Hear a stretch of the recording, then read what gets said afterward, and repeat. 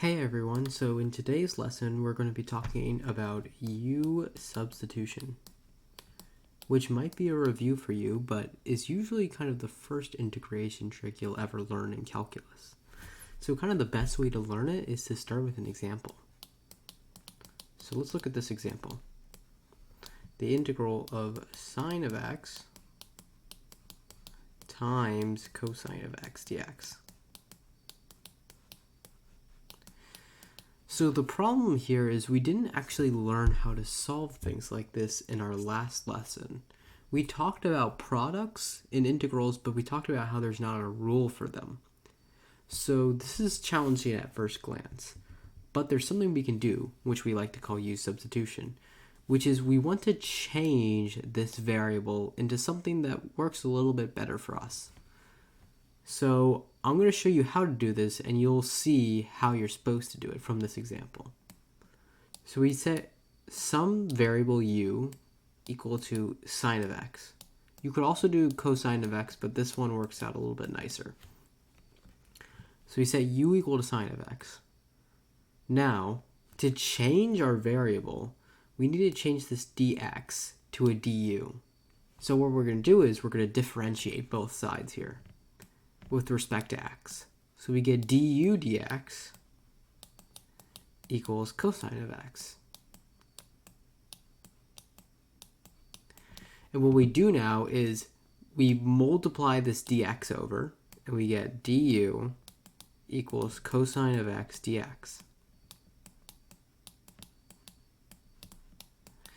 Now you might realize that in our integral, this section right here is cosine of x dx.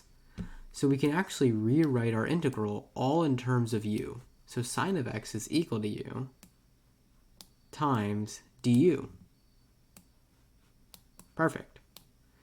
Now, since our variable is u, this is actually something we know how to do. This is the exact same as writing the integral of x dx.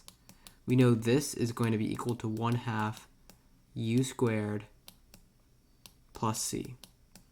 And in the end, it's preferable if you plug in what u was. So we finally get 1/2 sine squared x plus c. And that's our answer for this integral. So let's quickly go over how we work that out. So when you see problems like these, the key thing to do is to notice if I set some u to sine of x and I'm thinking about the derivative, I know I'm going to get cosine. So you have to be thinking about what thing, when you take the derivative, is going to get something else. And hopefully the next example will give another hint in how to do U-substitution. So let's look at another example. The integral of 90x squared times sine of 2 plus 6x cubed dx.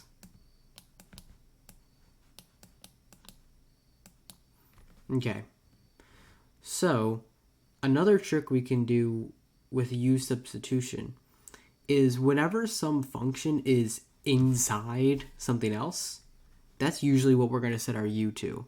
The reason why we do this is because the reason why this function is really not nice is this thing right here. Like, this makes it a complete mess, right? So we're going to try to remove it in some way, because we know if we get sine of u in the end, we can work with that, right?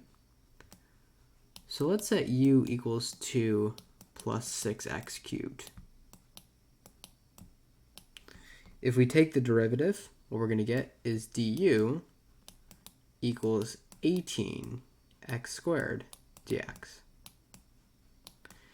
Now, unlike our problem up here, I don't exactly see an 18x squared dx. So, some trick that I like to do, and there's multiple ways of doing this, is I actually like to move the 18x squared over to this du side. So I'm going to say dx equals du over 18x squared. What this means is now I can replace this dx with this equation. So we get the integral of 90x squared times sine of u times du over 18x squared. 18. So now you might notice we can actually cross out these x squareds. And luckily 18 and 90 go well together and make 5.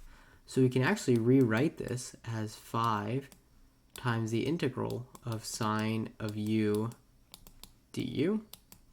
And this is pretty easy to do. We get negative 5 cosine of u du, or plus c. And then you can plug in u for 2 plus 6x cubed.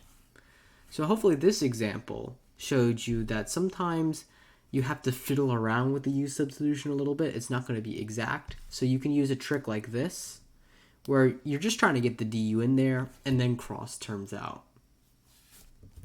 And the last example is going to be slightly different. It's going to use a technique called change of variable, which still works with U-substitution. It's just slightly different. The integral of the square root of x minus 1 times x dx. So once again, this is a problem that we couldn't necessarily solve using power rule stuff. The reason why is because we have this like x minus 1 to the 1/2. If this was x to the 1/2 times x, that would be easy. We would get extra 3/2. We can do power rule. But since it's this quantity, there's this extra minus 1 term to the 1/2. It makes this thing that's kind of ugly that you can't, you can't foil. But we have a trick up our sleeves. So once again, harking on some of the philosophy from the last example, let's try to set u to be this inside function, x minus 1. Because that's our problem function. U equals x minus 1. Luckily, du actually just equals dx here. So we can just swap them out perfectly. The problem is we get the integral of the square root of u times x du, right? We have this extra x laying over that we have nothing to do with. But luckily there's a way to change that. Let's look back at this guy right here.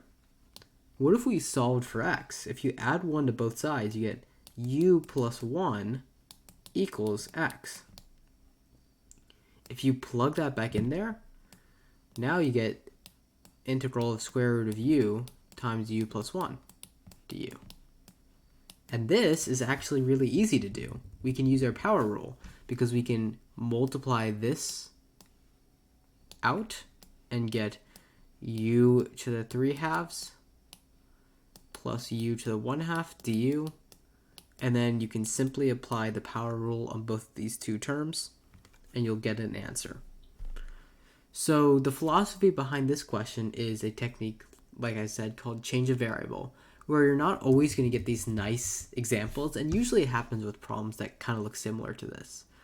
So if you see something where you have an x laying over, then try to change your variables and solve for x in terms of u and plug it back in, because you'll usually get something pretty nice. Thank you.